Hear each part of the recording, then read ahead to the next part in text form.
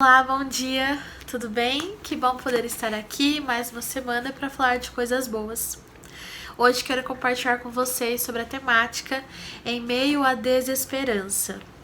E fico pensando que em meio à desesperança é momento de nos lembrarmos mais ainda das promessas. Quero ler Lucas capítulo 24, versículos de 5 a 8, que vão dizer o seguinte: Amedrontadas, as mulheres baixaram o rosto para o chão e os homens lhes disseram: Por que vocês estão procurando entre os mortos aquele que vive? Ele não está aqui, ressuscitou. Lembrem-se do que ele lhes disse quando ainda estava com vocês na Galileia. É necessário que o Filho do Homem seja entregue nas mãos dos homens pecadores, seja crucificado e ressuscite no terceiro dia. E então se lembraram das palavras de Jesus. Fico imaginando aqui quão grande, né, esse momento que essas mulheres estavam vivendo, um momento de desesperança. Afinal de contas, o Mestre, Jesus, o Messias, o Salvador, havia sido morto e havia sido crucificado, sepultado, e elas vão até o sepulcro, né, para cuidar daquele corpo, e aí elas encontram um sepulcro vazio, e dois homens dizem a elas: olha, ele vive, ele ressuscitou, lembrem-se do que ele disse a vocês.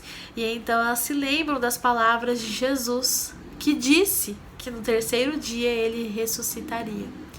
De repente, aquele momento de desesperança passa a ter esperança. Afinal de contas, o mestre estava vivo. Elas se lembraram do que ele havia dito.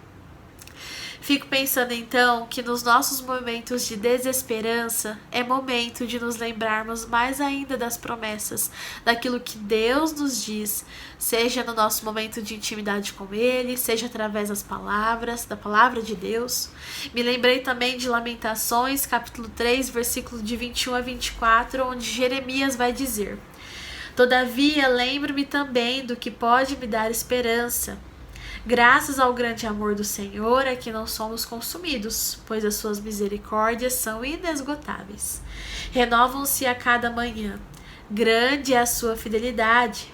Digo a mim mesmo: a minha porção é o Senhor, portanto, nele porei a minha esperança. Nesse livro de Lamentações, quem o escreve é o profeta Jeremias. E ele escreve esse livro depois que Jerusalém é invadida pelos babilônicos e o povo é levado cativo. E Jeremias, enquanto profeta, ele passa anos de sua vida tentando fazer com que o povo se volte à obediência do Senhor, né? Seja um povo obediente, consagrado a Deus. E aí eu fico imaginando então a frustração e até mesmo a desesperança deste homem ao estar ali cativo, olhando não só para ele, mas também para todo aquele povo. E Jeremias vai dizer que ele quer trazer à memória aquilo que lhe dá esperança, e termina lá no versículo 24 dizendo que a porção dele é o Senhor e que então no Senhor ele colocará a sua esperança. Sabe, é no Senhor, é naquilo que Ele nos diz, é nas promessas que Ele nos entrega que nós precisamos repousar a nossa esperança.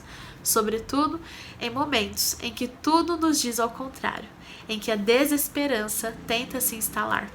Fiquei pensando em algumas coisas na Bíblia que nos trazem esperança. Lembrei de Isaías, quando ele diz que aqueles que esperam no Senhor renovam as suas forças. Isso nos dá esperança, pois sabemos que se descansarmos no Senhor, se esperarmos nele, isso nos trará a renovação das nossas forças. Assim como Jesus também nos disse, para que todos aqueles que estivessem cansados e sobrecarregados fossem até ele, pois ele daria a eles descanso. Ele nos prometeu descanso para aqueles que esperam e que vão até ele. Fiquei pensando também sobre João 14:3, em que Jesus diz: E quando eu for e vos preparar lugar, virei outra vez e vos levarei para mim mesmo, para que onde eu estiver, estejais vós também. O nosso Senhor não somente vive, mas Ele também voltará. Ele foi, está preparando um lugar para nós e voltará para nos buscar. Que promessa maravilhosa! E certamente é uma promessa que nos dá muita esperança. A esperança de que tudo aquilo que passamos aqui, de todas as tribulações, todas as dificuldades são passageiras e em breve estaremos com o nosso Senhor, junto dele, na glória. Que isso traga esperança ao seu coração. E que nós possamos nos lembrar também do que Balaão diz lá em Números para Balaque, de que Deus não é homem para que minta, nem filho do homem para que se arrependa. Acaso ele fala e deixa de agir? Acaso promete e deixa de cumprir? Esse é o nosso Deus, que não é homem, nem filho do homem para que minta. Aquilo que ele prometeu, ele cumprirá. Se apegue nas promessas do Senhor, descanse o seu coração nele. Faça como Jeremias, faça do Senhor a sua porção e supere os dias de desesperança, colocando no Senhor a sua esperança. Amém? Espero que essa palavra edifique a sua vida, o seu coração. Tenha uma ótima semana e nós nos vemos na quarta-feira.